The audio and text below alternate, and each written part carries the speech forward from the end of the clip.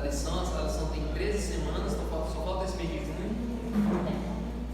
E o tema da semana passada foi arrependimento e perdão. Arrependimento e perdão. Todo estudo que a gente dá para as pessoas tem uma lição que é fé, arrependimento e confissão. Eu acho que é a lição 6, mais ou menos. Então, toda pessoa antes de se batizar, ela recebe um estudo bem detalhado de como é que funciona o processo de salvação e o processo de você ter fé, de se arrepender e se converter. Então, o verso memorizado da semana passada foi 1 João 1,9.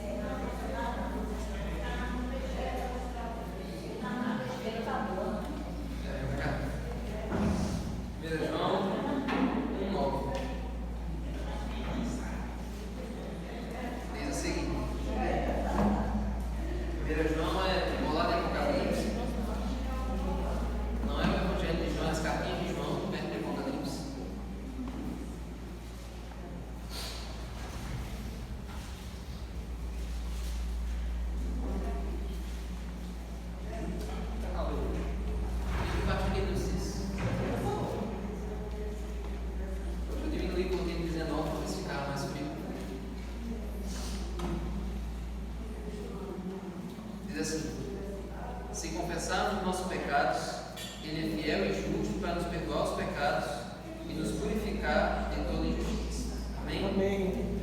Então aqui é uma promessa que a Bíblia faz. Se a pessoa se arrepender, se a pessoa decidir abandonar os pecados, Ele perdoa e também purifica. Ou seja, Ele não só faz as pazes com você, Deus só não faz as pazes com você, como também Ele purifica você, Ele dá uma nova vida. Então, durante essa semana, nós vimos sobre isso. Como é que se dá o arrependimento, como é que ele acontece. E a lição do domingo, ela começa falando de um assunto diferente. Embora o assunto da semana seja sobre arrependimento, mas ela começa apresentando uma história aqui, uma realidade de uma mulher, uma mãe adventista, na manhã de sábado. Então, aqui é uma história fictícia, mas é só para a gente debater um pouquinho aqui sobre essa história. Então vamos ver aqui essa história da lição do domingo. Tinha sido uma semana muito cheia. Ela sabia que ainda havia muito a fazer antes do sábado, mas o urgente foi um domingo importante e quando percebeu, o sol já havia se posto. Em família fizeram a refeição especial de sexta-noite e tiveram culto juntos. Contudo, na manhã de sábado, ao acordar cedo, não conseguiu deixar de notar o banheiro sujo e passou um pano. Em seguida, viu que o filho pequeno havia molhado a cama e colocou os lençóis na máquina de lavar com outras roupas. Enquanto preparava o jejum, percebeu que não havia sobremesa para o almoço, então assou rapidamente um bolo de banana. Notou que o marido precisava de uma camisa passada para a igreja. Passou também, dobrou algumas roupas e levou o lixo para fora. Então percebeu, é sábado, o dia que eu mais amo, e ainda assim eu estou fazendo todo esse serviço me distraindo do real sentido desse dia santo, aproximar-me de Deus. Então aqui é uma realidade bastante interessante para a gente discutir, né? O que é que pode estar atrapalhando hoje a nossa experiência do sábado, a sua experiência do sábado? Tem alguma coisa que impede você de desfrutar o sábado do jeito certo? Já tiveram uma experiência assim, parecida com dessa história aqui?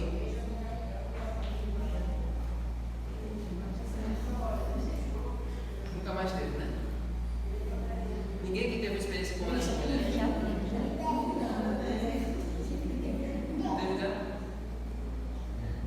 O que mais pode estar sendo na nossa vida o que aconteceu com essa mulher aqui?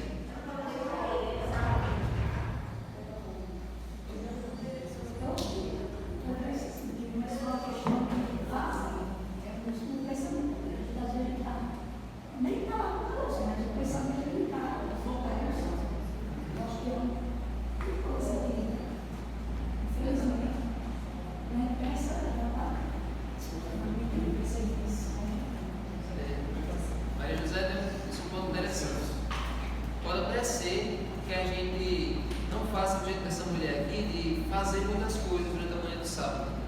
Mas, ao invés de fazer, a gente está se preocupando.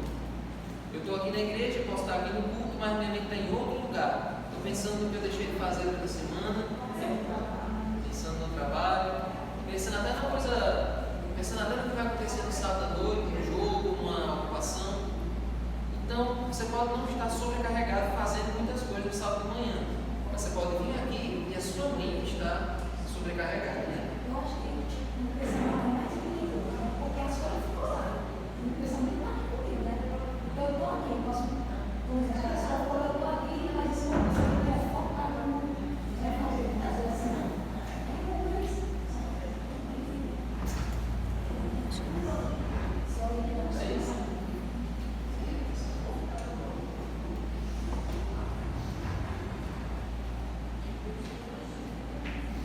Então, segundo Maria José, o pensamento pode até ser mais perigoso do que as próprias ações.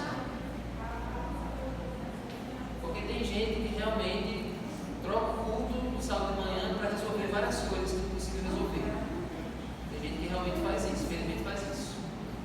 E tem pessoas que até vêm para o culto, mas com a mente lá, né? Como se estivesse trabalhando também. Lembre-se que todos os mandamentos de Deus não é apenas a ação. Quando a quebra do mandamento, o pecado começa na mente. Então, você lembra que semana passada a gente estudou que Jesus disse que não matar, não é só o ato de tirar a vida de alguém, mas só em pensar em tirar eu já estou quebrando. Então, se eu posso não estar quebrando o saldo, eu posso não estar indo comprar nada, eu posso não estar indo trabalhar, mas se a minha mente está lá e não aqui, então eu já estou quebrando o saldo, né?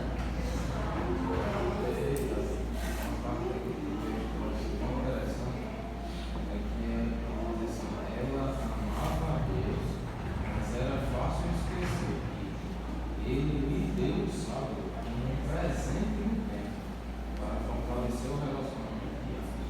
Então, o sábado é um presente no tempo para nós aumentar nossa relação com Deus. Exatamente, é o propósito principal do sábado. Exatamente. O sábado é para ser enxergado como um presente. É como um brinde que Deus está dando para você no final da semana, para você se recarregar. Mas é possível, literalmente. Exatamente. Então, hoje pode estar acontecendo o mesmo que acontecia na época de Jesus. Na época de Jesus, você lembra que os fariseus ficavam colocando 1001 coisas para você se preocupar no sábado, para que o sábado deixasse de ser um prazer e virasse um fardo. Então, você deixa de enxergar como presente e passa a enxergar como fardo. Eu vou fazer essa pergunta, mas acho que aqui nós não temos essa realidade. É possível a pessoa ser sobrecarregada no sábado com as coisas de Deus? Com as coisas de Deus? Com as coisas da igreja?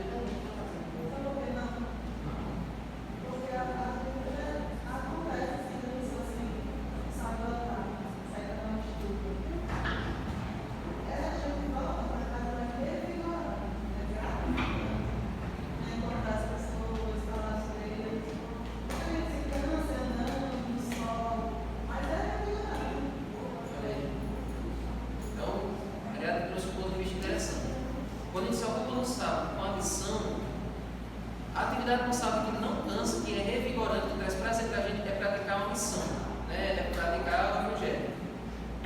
Agora, existem aí em alguns lugares, pessoas, igrejas por aí, que colocam tantas programações, tantos eventos no sábado, que eu já presenciei lá em Natal, no meu lá da igreja de Satélite, que eles ficam tão ocupados, vamos cortar esse papel, vamos colar isso assim aonde, vamos ligar a luz e tal, vamos botar um LED, vamos organizar isso aqui no outro. E passa o sábado todo organizando uma programação que esquece de relaxar e de meditar em Deus. Que é o propósito do sábado. O sábado vira mais uma feira, vira a sétima feira ao invés de ser. Você pode ficar sobrecarregado com as coisas da igreja, não com o trabalho de Deus. Olha aí. Porque adianta na igreja melhor, você às vezes está para fazer tudo naquele dia, você fica sobrecarregado, porque às vezes você está para a igreja, está para cantar, está para pregar, está para passar a situação da igreja. Aí se você não pode faltar, você fica naquela. Aí a pessoa corre mal, uma pessoa só para faltar, porque já aconteceu comigo. Sabe? Já faltou pessoas e eu tive que fazer 3, 4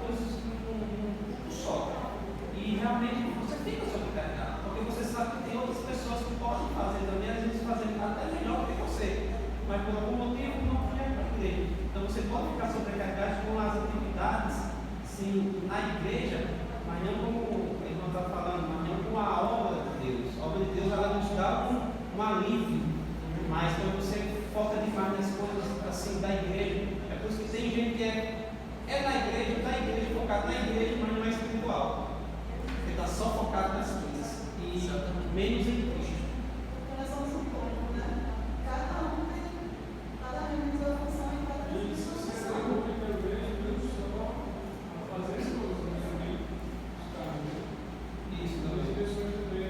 3, 4 carros.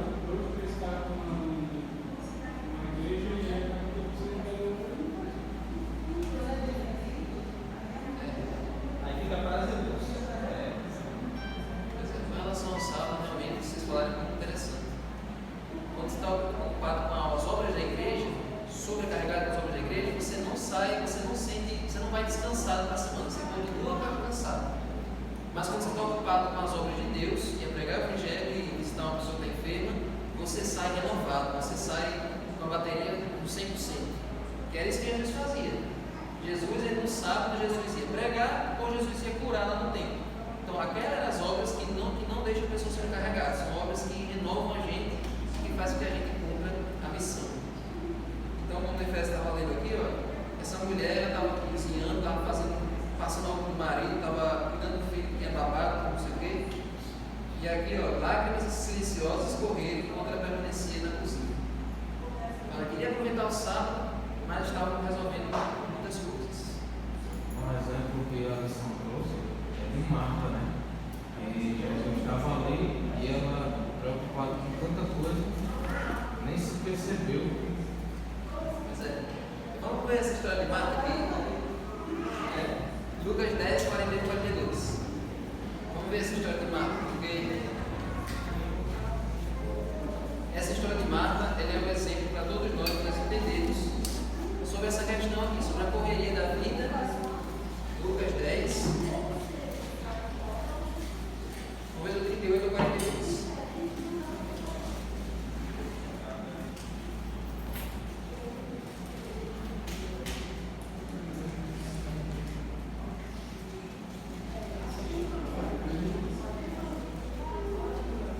Lucas, terceiro evangelho do Novo Testamento, 10, 38 a 42, vai contar a história de Marta.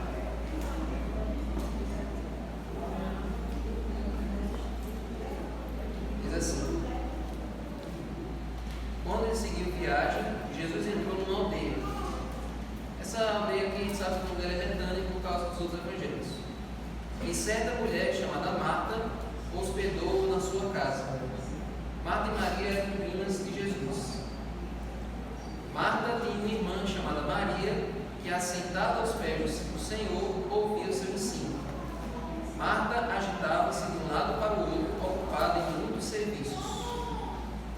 Então se aproximou de Jesus e disse: o senhor não se importa com o fato de minha irmã ter deixado que eu fique aqui sozinha para servir? Diga-lhe que venha me ajudar. Mas o Senhor respondeu: Marta, Marta, você anda inquieta e se preocupa com muitas coisas, mas apenas uma é necessária. Maria escolheu a boa parte e esta não lhe será tirada. Essa é uma história bem pequena, mas tem lições muito profundas. Porque o que é que Marta estava fazendo? Ela estava cuidando de coisas do seu próprio interesse? Ela estava cuidando de coisas para servir, né? Que poderia esperar, né? Deixar para depois. Ela prestasse atenção a Jesus depois, ela poderia servir. E realmente a gente tem essa mania. Pois é. Ela não aproveitou nada, né?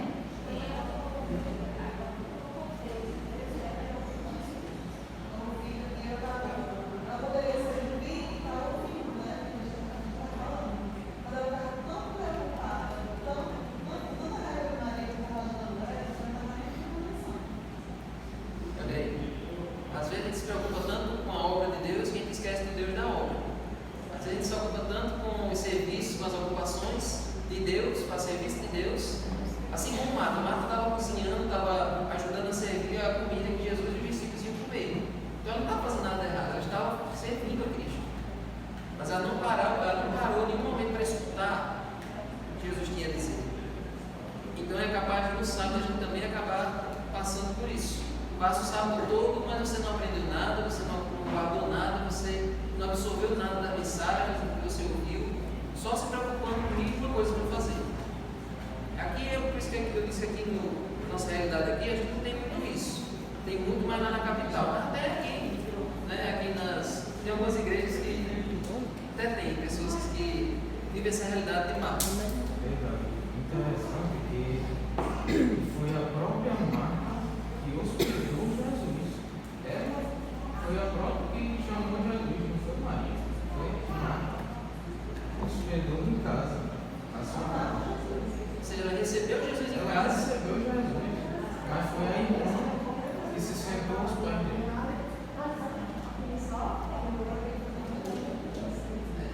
Ela recebeu, né? Mas eu vejo Marta assim, uma pessoa assim, ansiosa, a ansiedade por conta dela, que ela iria deixar tudo, ela seria para fazer antes, né? Pessoas ansiosas têm que fazer as coisas antes, para na hora de se aquietar e ouvir, né?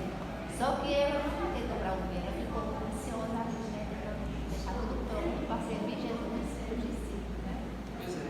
Quando Maria parou para ouvir. Tem outra história nesse mesmo estilo, que é a história quando essa mesma Maria, ela vem e pega do vaso ela baixa os pés de Jesus e unge e enxuga com os cabelos. Ali quem tinha dado aquele banquete era Simão. Ou seja, Simão recebeu Jesus em casa, deu um banquete para Jesus e os discípulos, mas quem se humilhou aos pés de Jesus foi Maria, não foi Simão. Então é capaz de receber Jesus na nossa casa, receber Ele, fazer tudo por Ele, mas mesmo assim não aprender com Ele, não ouvir a palavra dele. Sabia disso? E existe um estudo que mostra que esse Simão era o marido de Marta. Enfim. Então, gente, aí na segunda-feira, agora falando do marido, dessa mulher que estava chorando. Essa história é fictícia, como eu disse, mas é só um retrato de muitos adventistas, infelizmente. Ao pensar no distanciamento em relação à esposa, ele, o marido, sabia que estava errado. Tinha sido ríspido e duro com ela, dizendo palavras das quais se arrependia. Olha que homem interessante, porque ele não passou a roupa durante a semana, deixou para ela passar no sábado, né? Vocês viram no domingo?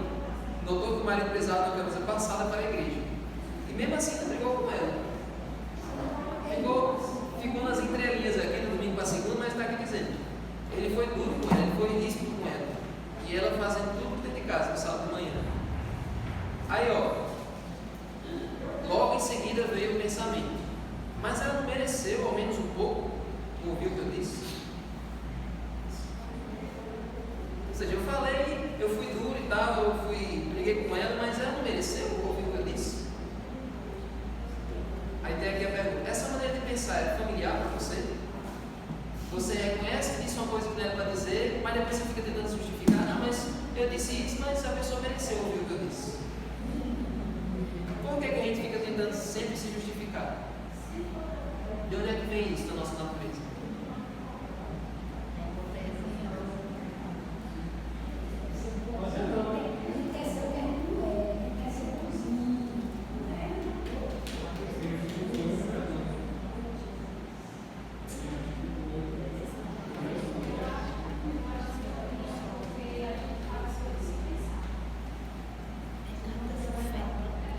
Eu quero sair como errado da história.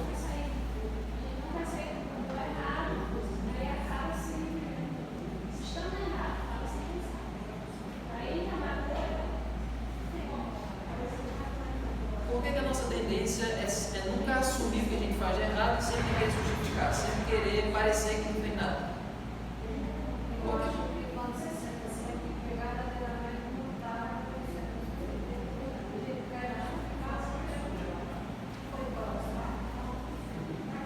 Porque a gente podia, né, naturalmente.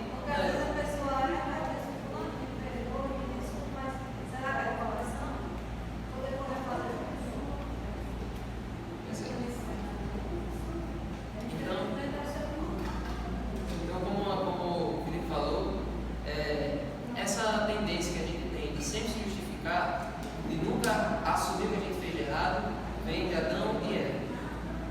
Vocês lembram como é que foi que, quando Deus abordou Adão e Eva, depois do pecado, o que foi que Adão fez, que Eva fez e que a gente faz também?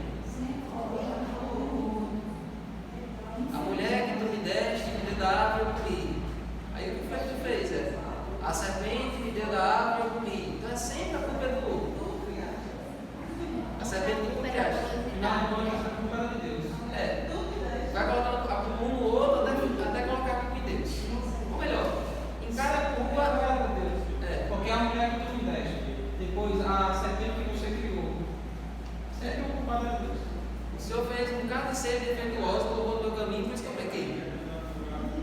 Então, essa é a nossa tendência: colocar a culpa nos outros e, por fim, colocar a culpa em Deus. Sempre a culpa é de Deus pela decisão errada que a gente tomou, né?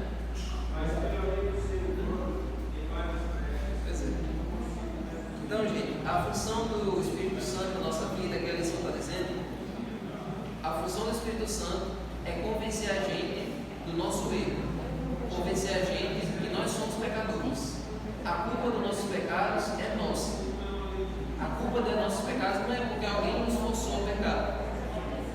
Satanás coloca tentações, mas a decisão de cair é exclusivamente nossa.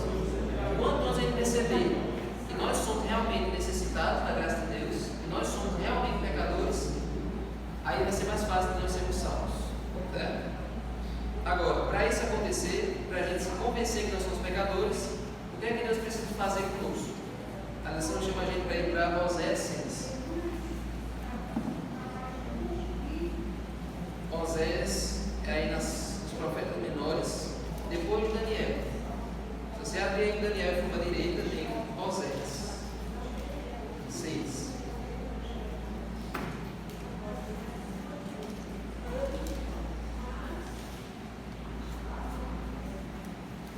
Oséias 6, vamos ver o verso 1 e 2.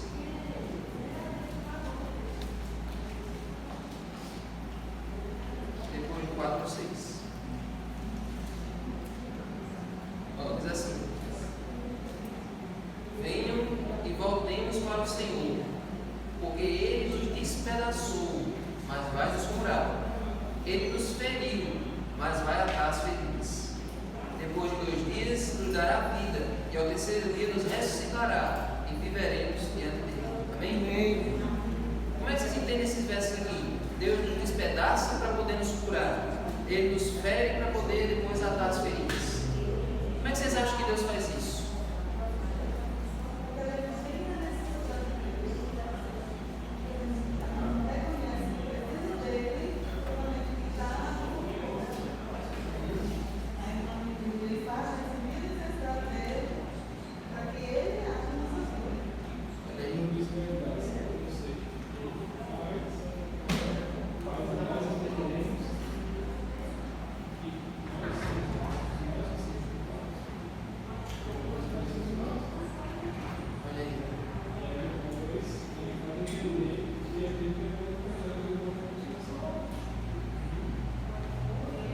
Você já sentiu que Deus já despedaçou você em algum momento da sua vida? Como é que foi esse processo? Como foi que Deus fez isso para despedaçar você?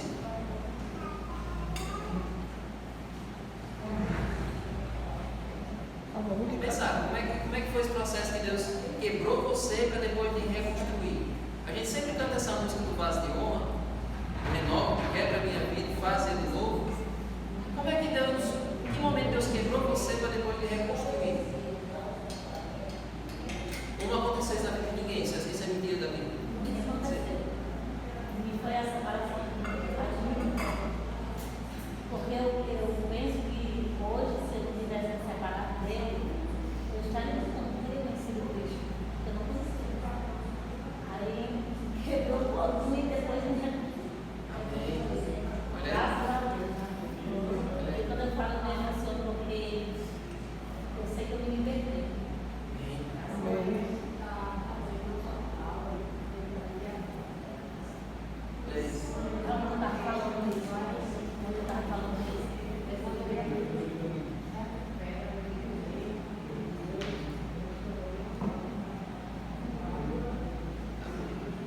Então, olha, Lídia e Luísa e irmã Antônia trouxeram aí 2 episódios que Deus quebrantou a vida delas. Uma foi a deixar o antigo marido e a irmã Antônia foi ali no leito do hospital. No leito do hospital, as pessoas percebem o quanto elas são finitas, o quanto elas não vão durar para sempre, o quanto, por mais poderosas que elas se acharam a vida toda, naquele momento ali elas não são nada. Depende ali do equipamento, depende ali de um soro, depende ali de alguma coisa. Então, gente, Deus ele quebranta a gente. Eu gosto de dizer que Deus usa 4 formas para alcançar uma pessoa. Tem pessoas que são alcançadas só com a primeira, com a segunda, terceira, e às vezes tem pessoas tão duras que só vão ser alcançadas com a quarta, e tem gente que nem uma das quatro da gente. Eu gosto, e essas 4 maneiras que Deus usa para alcançar uma pessoa, eu encontro na vida de Nabucodonosor. Em Daniel 1, Nabucodonosor viu a vida daqueles 3 jovens, viu que eles foram comer daquela comida saudável, prosperaram, se tornaram mais sábios que os sábios da Babilônia. Então a primeira forma que Deus usa para alcançar uma pessoa é o testemunho de alguém. A pessoa vê a vida de alguém, fulano de tal era ruim e se converteu, está na igreja agora, por que eu não posso ser como aquela pessoa? Então o testemunho de alguém é a primeira estratégia de Deus. Mas tem gente que não se convence com o testemunho de alguém. Aí Deus usa a segunda estratégia, que é o capítulo 2. Deus manda um sonho, Deus manda uma visão, um déjà vu, uma música que a pessoa lembra. Tem gente que diz, eu sonhei com o céu hoje, eu sonhei com a volta de Jesus, hoje eu quero ir para a igreja, eu quero me converter. Então às vezes Deus usa um sonho, uma revelação para alcançar a pessoa. Aí, se essa ajuda não dá um jeito, Deus usa a terceira forma, que é um livramento. O capítulo 3 foi o livramento do jovem na fornalha. Então Deus livra a pessoa de um acidente, Deus livra a pessoa de uma doença, Deus livra a pessoa de Deus devolve o emprego que a pessoa perdeu. E se nenhuma dessas 3 dá jeito, aí vem o fundo do poço. Que foi o que aconteceu no capítulo 4. Nabucodonosor virou um bicho por 7 anos para ele aprender a reconhecer que Deus é soberano. Essa é a fase do quebrantamento. Por isso que eu perguntei, Deus já quebrou a vida de vocês em algum momento? Vocês já chegaram no fundo do poço na sua vida? Já chegou um momento que você estava tão baixo que você não via alternativa e só Deus tirou você de lá? Então essa é a 4ª estratégia de Deus.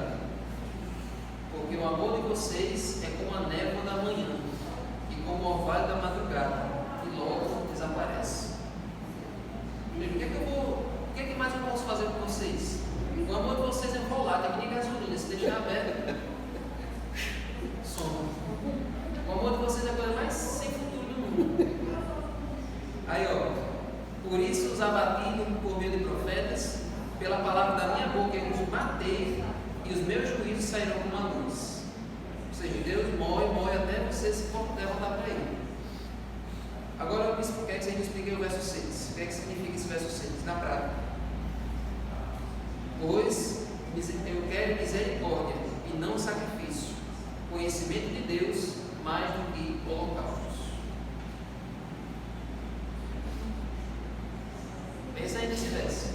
O que Deus está querendo dizer para nós com esse verso 6? O que vocês acham? Deus está dizendo, eu quero misericórdia e não sacrifício. Conhecimento de Deus mais do que holocaustos. É o 6, verso 6, capítulo 6, verso 6.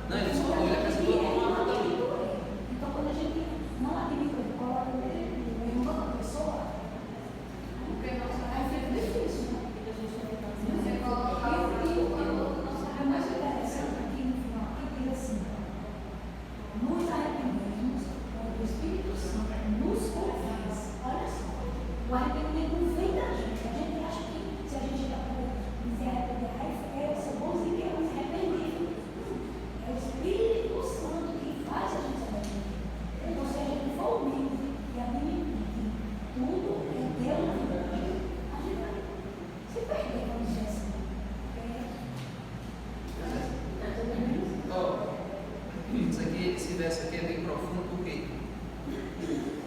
Porque o que é que acontecia? Os judeus, eles iam para o templo, participavam do culto, ofereciam sacrifício de forma mecânica todos os dias. Então é por isso que eu estou dizendo isso. Mais do que vocês virem aqui todo dia, todo sábado, devolver seu dízimo, mais do que cumprir uma regra, mais do que cumprir tradições, eu quero o seu coração. Mais do que você cumprir uma tabela, eu quero que você se entregue a mim por inteiro. Então é por isso que ele está dizendo, mais do que sacrifício, eu quero misericórdia, conhecimento de Deus. Então, é isso que tem que aplicar na nossa vida prática.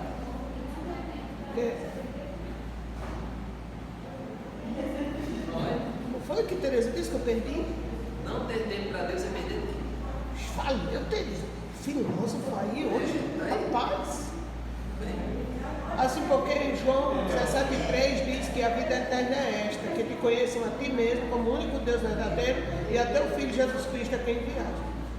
A vida eterna consiste em conhecer a Deus, se aprofundar no conhecimento dele, buscar ele de verdade. A gente só conhece ele Através da palavra.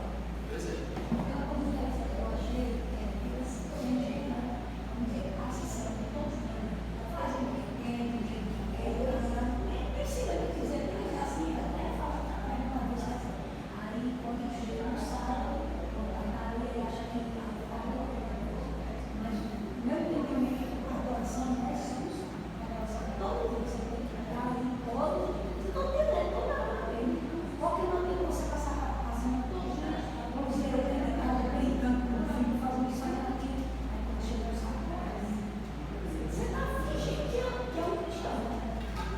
Pois é. E essa questão de arrependimento é uma coisa tão séria. E sabe qual foi o primeiro sermão que Jesus pregou? E o primeiro sermão que João Batista pregou? Arrependam-se porque está próximo o reino de Deus. Então, essa foi a primeira mensagem que João saiu pregando. E não era para os incrédulos, era para os judeus. Ele não pregou, João Batista. E não é com o maior cuidado como a gente prega hoje, Não. no meio dos peitos sair da igreja, não. É. O Batista chegou e disse: olha, raça de víboras, você tem que se arrepender. Os caras, ou você vai honrar comigo, tem negócio de medir palavra mesmo. Eles tinham autoridade para chegar e dizer: você tem que se arrepender. Chamava o pecado pelo nome. Exatamente. A gente tem que tomar maior cuidado, né? Porque se magoar um coisa mais de igreja, esse negócio todo, tem que ter cuidado. Arrependimento é algo realmente, primeiro, não é de nós. A palavra de Deus diz que é a vontade de Deus que nos leva ao arrependimento. Então ninguém vai se arrepender por si mesmo. É Deus, nós somos tão pecadores que quem coloca o arrependimento em nós é Deus. Então por isso que é uma comunhão com Deus é que vai nos levar realmente a se arrepender de nossos erros. E quando nos arrependemos, aí isso vai causar uma mudança em nós.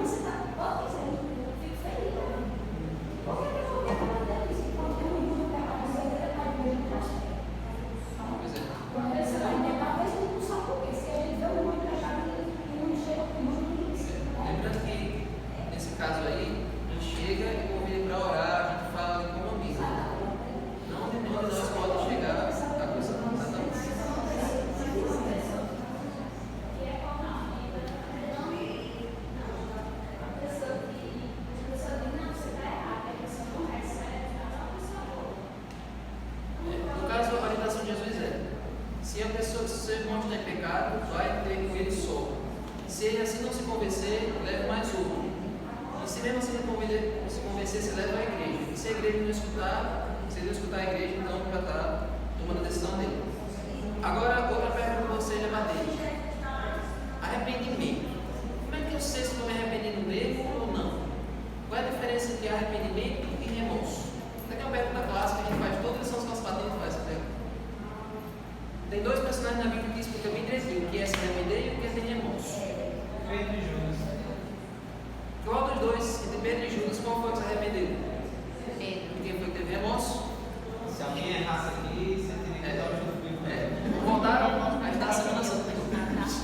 Ó, por que Pedro se arrependeu e por que Judas sentiu remorso? O que é o remorso? É eu saber que eu fiz uma coisa errada e não sentir vontade de mudar. Eu vou continuar fazendo mesmo. Se eu for descoberto, na próxima vez eu vou tomar cuidado para não ser descoberto de novo. Isso é remorso. Às vezes até chora, né? Até chora. Judas chorou. Judas jogou as moedas que ele tinha recebido por pagamento. Jogou. Quem vê aquela cena ali diz, ó, não se arrependeu. Não se arrependeu. Judas ficou triste. Judas ficou triste porque Jesus não fez o que ele queria. Jesus não tomou poder. Se ele pudesse trair de novo, ele trairia.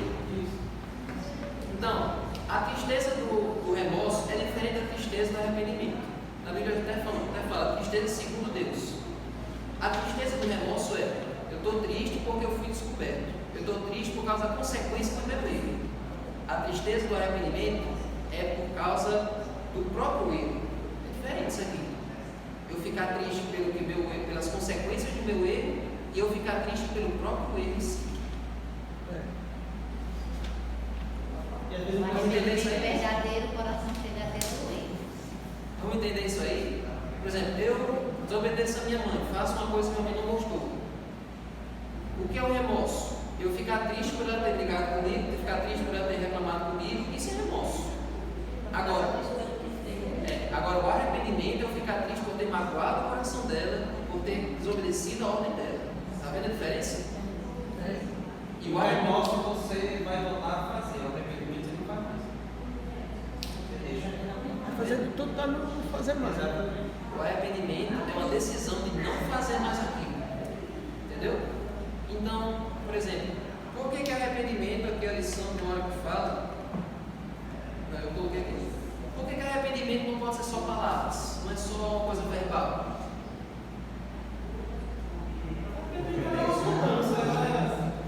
Mudança de rumo mesmo, de vida, você tem que mudar. Aí você não muda só de palavras, você tem que mudar de ações. Exatamente. Mas não sei se a pessoa se arrependeu, se ela mudou. A pessoa arrependida, ela muda completamente. Exatamente. É tanto que quando Jesus, depois que ele ressuscitou, que ele encontrou com os discípulos, que ele disse: Pedro, você me ama? Tu me amas, né? Aí ele disse: claro que eu te amo. Disse, então apacenta-me, ou seja, mostre agora que você me ama, dedicando-se aos outros, cuidando dos outros, né? Então, Jesus pediu 3 vezes essa prova de amor dele. Pedro, tu me amas? Ele disse: Senhor, você sabe que eu te amo. Ele disse: pois apacenta as minhas ovelhas. E aí depois ele ainda disse: Pedro, tu me amas? Aí Pedro disse: Senhor, o Senhor sabe todas as coisas, o Senhor sabe que eu te amo. Ele disse: pois cuida do meu.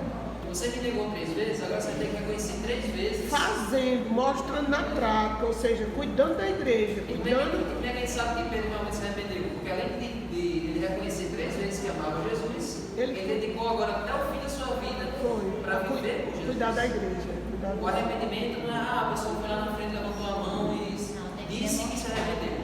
É agora daqui para frente. Essa pessoa mudou, se converteu, mudou seu comportamento. Então isso é arrependimento, de verdade. É demonstrar que realmente não.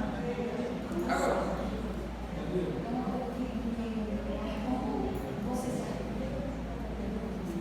Quando a gente se arrepende, verdadeiramente traz paz. Você fica em paz. Quando você realmente se sente pede a perdoar, quando você não sente perdão, você fica atormentado. Quem fica ali atormentando, você não consegue ter paz. Então, quando uma coisa realmente vem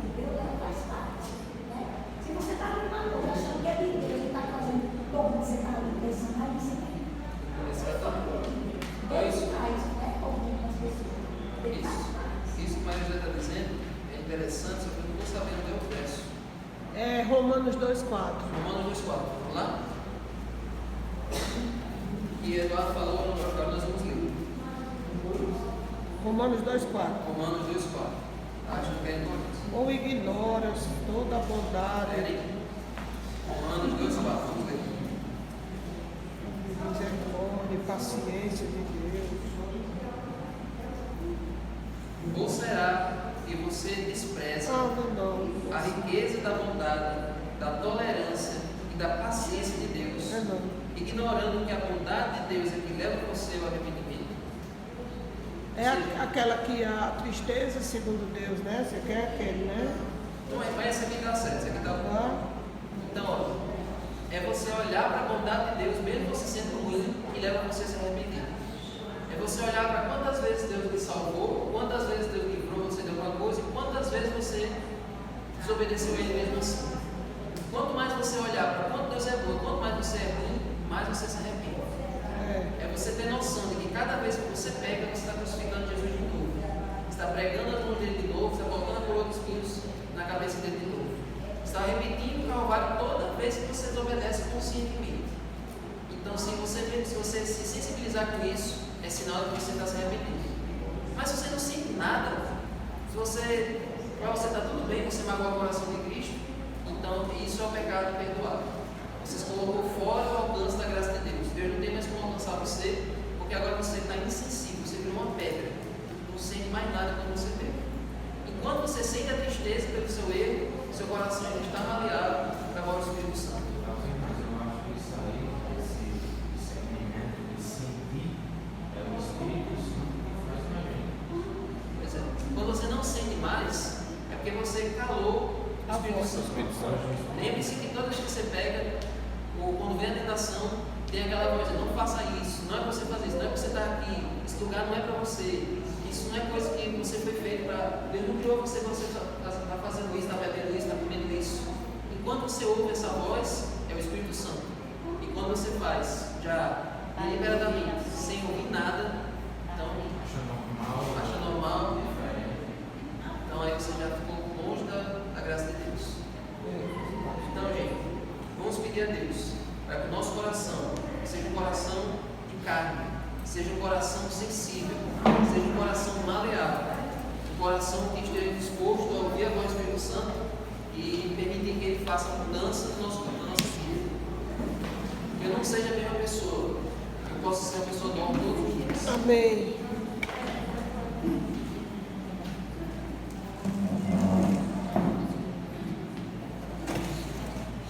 Deus, que Senhor, estamos na Tua presença, como vasos nas mãos do oleiro, e pedimos para que o Senhor quebre a nossa vida e faça de novo. Amém. Nós queremos ser vasos novos. Sim, Deus. Para que o Senhor possa encher, para que o Senhor possa usar de acordo com a Tua vontade. Amém. Que nosso coração, Senhor, esteja maleável, que nosso coração esteja disposto a colocar em prática a Tua palavra, a mudar de vida, a abandonar o pecado e a ser de acordo com o que o Senhor quer que nós sejamos. Amém. Fique com cada um de nós. Que essa lição fique no nosso coração, em nome de Jesus. Amém.